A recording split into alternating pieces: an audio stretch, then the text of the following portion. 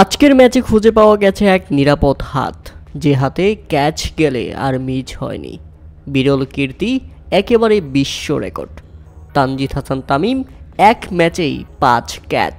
টি-20 ইতিহাসে এক ম্যাচে যৌথভাবে সর্বাধিক ক্যাচ। তানজিদ হাসান তামিম আজকে যা করেছেন, যা আন্তর্জাতিক টি-20তে এক ম্যাচে কোনো ফিল্ডারের যৌথভাবে সর্বোচ্চ ক্যাচ নেওয়ার রেকর্ড।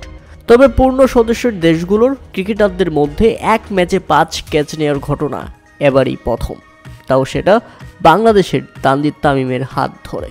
মনে হচ্ছিল ক্যাচ উঠলেই তানজিদ তামিম ধরেছেন, মনে হচ্ছিল ক্যাচ কোন দিকে গেছে সমস্যা নাই, ওই দিকে তানজিদ তামিম আছে, ক্যাচ মানেই তানজিদ তামিম।